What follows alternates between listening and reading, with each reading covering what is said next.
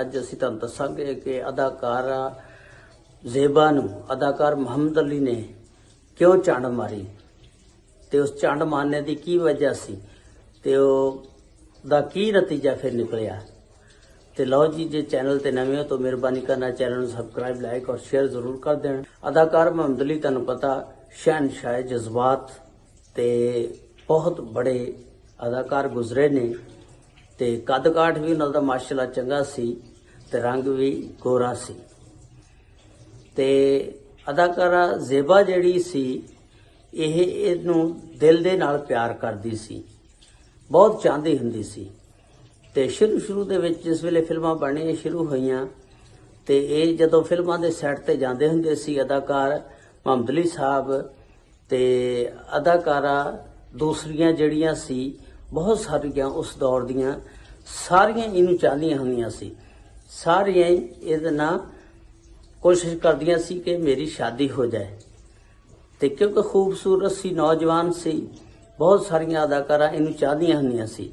ਉਹਨਾਂ ਅਦਾਕਾਰਾਂ ਦੇ ਵਿੱਚੋਂ ਹੀ ਇੱਕ ਜ਼ੇਬਾ ਸੀ ਜਿਹੜੀ ਇਹਨਾਂ ਤੇ ਬਹੁਤ ਮਰਦੀ ਹੁੰਦੀ ਸੀ, ਪਿਆਰ ਕਰਦੀ ਸੀ, ਮੁਹੱਬਤ ਕਰਦੀ ਸੀ।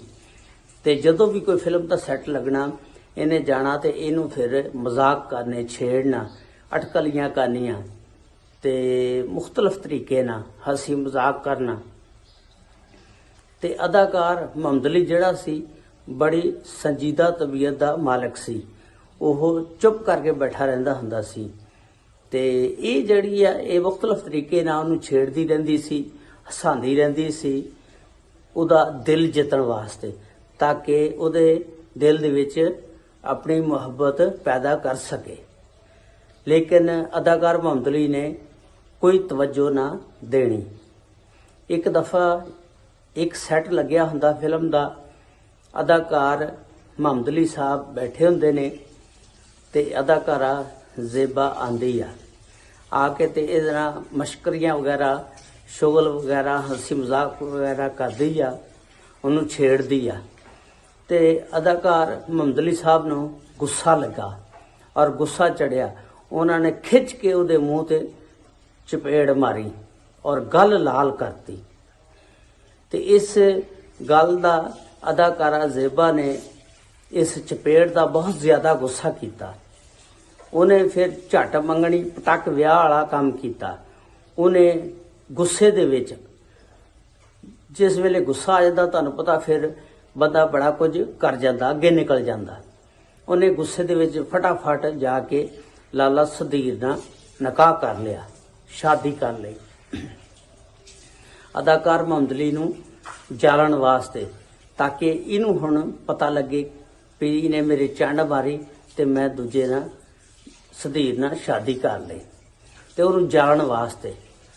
ਤੇ ਉਹ ਜਿਸ ਵੇਲੇ ਲਾਲਾ ਸਦੀਰ ਨਾਲ ਸ਼ਾਦੀ ਕਰ ਲਈ, ਤੁਹਾਨੂੰ ਪਤਾ ਝੱਟ ਮੰਗਣੀ ਪਟਕ ਵਿਆਹ ਵਾਲਾ ਕੰਮ ਜਿਹੜਾ ਇਹ ਜ਼ਿਆਦਾ ਦੇਰ ਨਹੀਂ ਚੱਲਦਾ।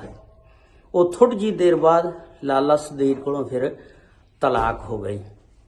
ਜਿਸ ਵੇਲੇ ਤਲਾਕ ਹੋ ਗਈ ਅਦਾਕਾਰਾ ਜ਼ੇਬਾ ਨੂੰ ਫਿਰ ਬੜਾ ਧਚਕਾ ਲੱਗਾ।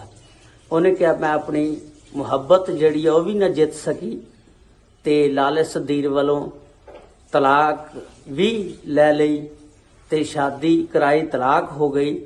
ਤੇ ਇਸ ਵਜ੍ਹਾ ਨਾਲ ਉਹਨਾਂ ਨੇ ਜ਼ਿਆਦਾ ਟੈਨਸ਼ਨ ਲਈ ਔਰ ਬਿਮਾਰ ਹੋ ਗਈ।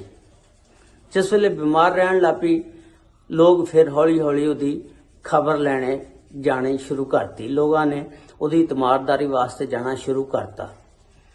ਆਸਤਾ ਆਸਤਾ ਜ਼ੇਬਾ ਫਿਰ ਠੀਕ ਹੁੰਦੀ ਗਈ ਤੇ ਉਹਨਾਂ ਦੇ ਵਿੱਚੋਂ ਫਿਰ ਅਦਾਕਾਰ ਮੁਹੰਮਦ ਅਲੀ ਸਾਹਿਬ ਵੀ ਇੱਕ ਦਿਨ ਉਹਦੀ ਤਮਾਰਦਾਰੀ ਕਰਨ ਵਾਸਤੇ ਗਏ, ਉਹਦੀ ਖਬਰਗੀਰੀ ਕਰਨ ਵਾਸਤੇ।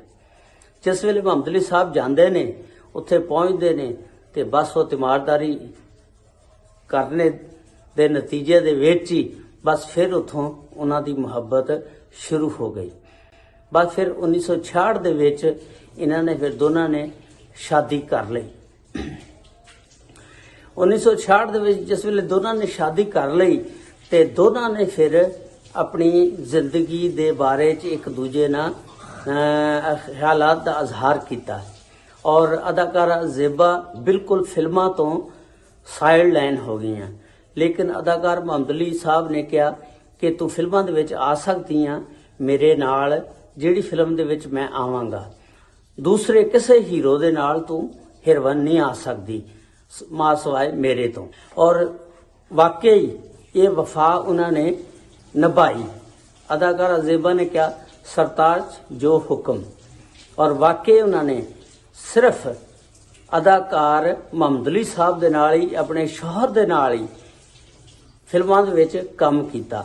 ਔਰ ਇੱਕ ਉਹਨਾਂ ਨੇ ਫਿਲਮੀ ਰਿਕਾਰਡ ਬਣਾਇਆ ਕਿ ਤੁਹਾਨੂੰ ਪਤਾ ਜਿਸ ਵੇਲੇ ਅਦਾਕਾਰਾ ਦੀ ਸ਼ਾਦੀ ਹੋ ਜਾਂਦੀ ਆ, ਉਹ ਬਤੌਰ ਹੀਰੋਇਨ ਖਤਮ ਹੋ ਜਾਂਦੀ ਆ, ਉਹਦਾ ਰੋਲ ਖਤਮ ਹੋ ਜਾਂਦਾ।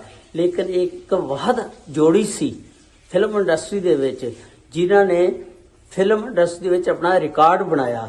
ਅਦਾਕਾਰ ਮੁਹੰਮਦ ਅਲੀ ਤੇ ਅਦਾਕਾਰ ਜ਼ੇਬਾ ਨੇ ਬਤੌਰ ਮੀਆਂ ਬੀਵੀ 70 ਫਿਲਮਾਂ ਦੇ ਵਿੱਚ ਕੰਮ ਕੀਤਾ, ਔਰ ਇਹ ਰਿਕਾਰਡ ਉਹਨਾਂ ਦਾ ਕਾਇਮ ਆ।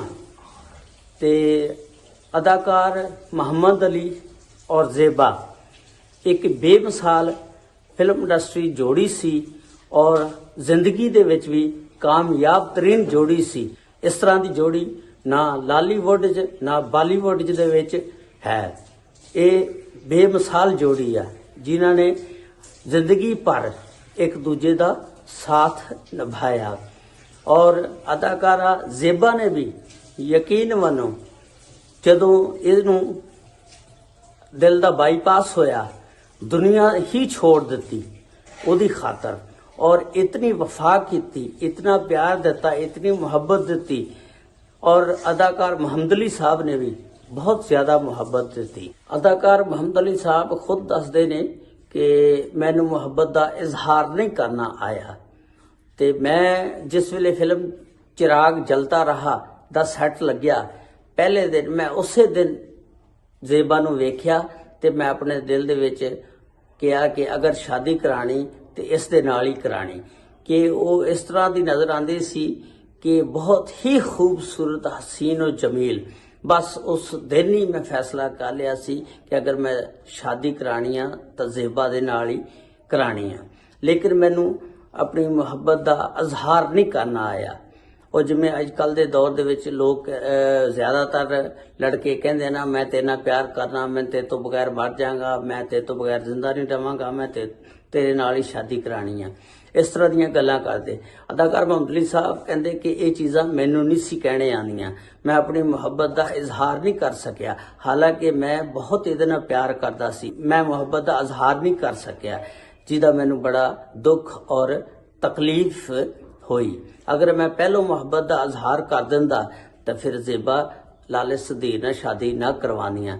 ਬਸ ਮੇਰੇ ਕੋਲ ਗਲਤੀ ਹੋ ਗਈ, ਔਰ ਇਹ ਕਾਮਯਾਬ ਜ਼ਿੰਦਗੀ ਦੇ ਵਿੱਚ ਜੋੜੀ ਰਹੀ ਆ, ਤੇ ਇਹਨਾਂ ਨੇ ਬੜਾ ਅਰੂਜ ਪਾਇਆ ਤੇ ਬੜਾ ਪੈਸਾ ਕਮਾਇਆ, ਇੱਕ ਦੂਜੇ ਨਾਲ ਬਹੁਤ ਪਿਆਰ ਕੀਤਾ। ਫਿਰ ਜਿਸ ਵੇਲੇ ਇਹਨੂੰ ਬਾਈਪਾਸ ਕਰਵਾਉਣ ਦੀ ਟਾਈਮ ਆਇਆ ਤੇ ਅਦਾਕਾਰ ਜ਼ੇਬਾ ਨੇ ਦੁਨੀਆ ਹੀ ਛੋੜ ਦਿੱਤੀ, ਔਰ ਆਖਰੀ ਟਾਈਮ ਤੱਕ ਉਹਦਾ ਸਾਥ ਦਿੱਤਾ। ਅੱਲਾਹ ਤਾਲਾ ਮੁਹੰਮਦ ਅਲੀ ਸਾਹਿਬ ਨੇ ਜੰਨਤੁਲ ਫਿਰਦੌਸ ਜਗ੍ਹਾ ਅਤਾ ਫਰਮਾਏ, ਔਰ ਜ਼ੇਬਾ ਨੂੰ ਲੰਬੀ ਜ਼ਿੰਦਗੀ ਅਤਾ फरमाए। बड़ी मेहरबानी। अस्सलामु अलैकुम व रहमतुल्लाहि व बरकातुहू।